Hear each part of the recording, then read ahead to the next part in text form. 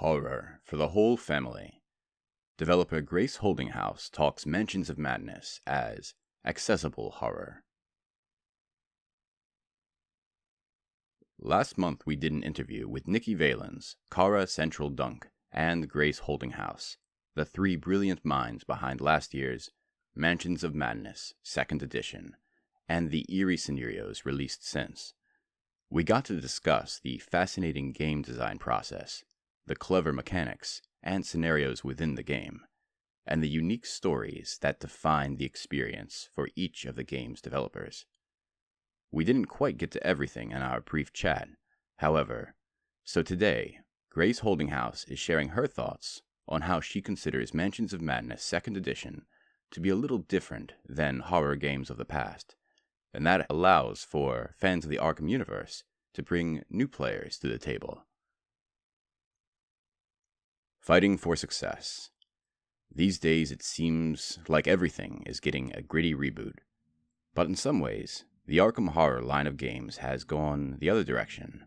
The tone of the games is far from fluffy, but they aren't drowning in the cosmic despair of the classic H.P. Lovecraft stories.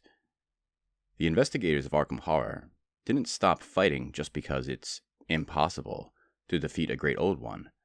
They arm up, they roll out, and they delve deeper into the mythos than any character in classic Lovecraft could safely imagine.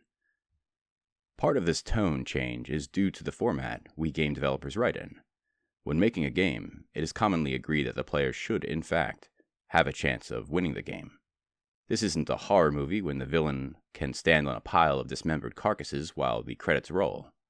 At least, not every time. That may be why I felt comfortable bringing Mansions of Madness 2nd Edition home to meet my parents, so to speak.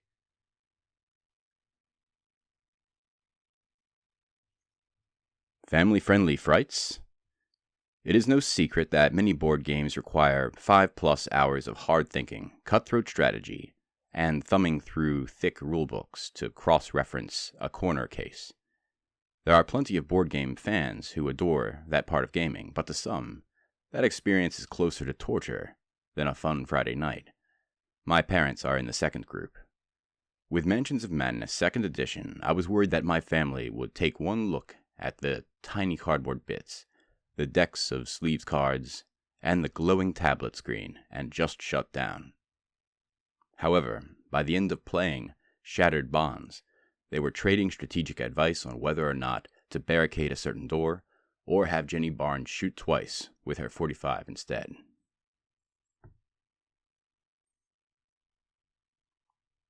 When deciding whether or not to bring this particular game out for a family game night, there are some things you should know. Sometimes the Arkham Horror games get bloody.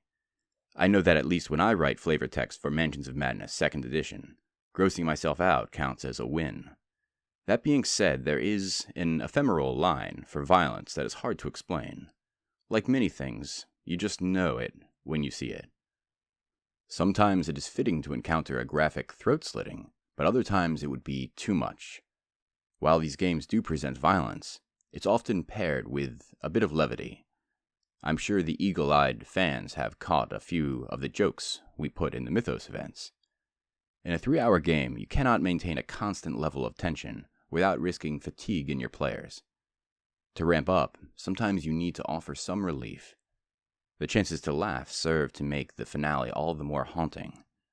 Or perhaps the levity is solely for the benefit of us creators, to keep us holding on to the razor edge of sanity for as long as possible. The fears we face. By and large, anything mystical in the Arkham world will kill you or push you to the brink of madness. The danger posed by forces outside of human control is high, but not insurmountable, unlike classic Lovecraft. Humanity is neither inherently good nor inherently evil. Instead, each individual is given a choice between an easy road to destruction and a tough road to heroism. Many of the forces the investigators encounter are mental: madness, terror, ignorance. The themes of psychological danger can be dark and frightening.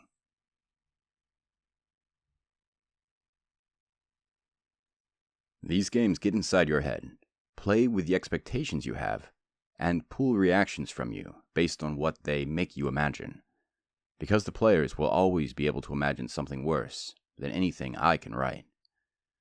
Leaving that mental space enough for a sigh of relief or a scream, is crucial to every part of these games. Where do we go from here?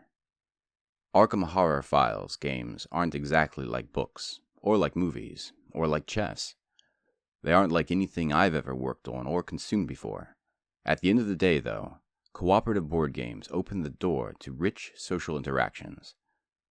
The Arkham Horror Files games open the door to tense, white-knuckled anticipation of what will happen next.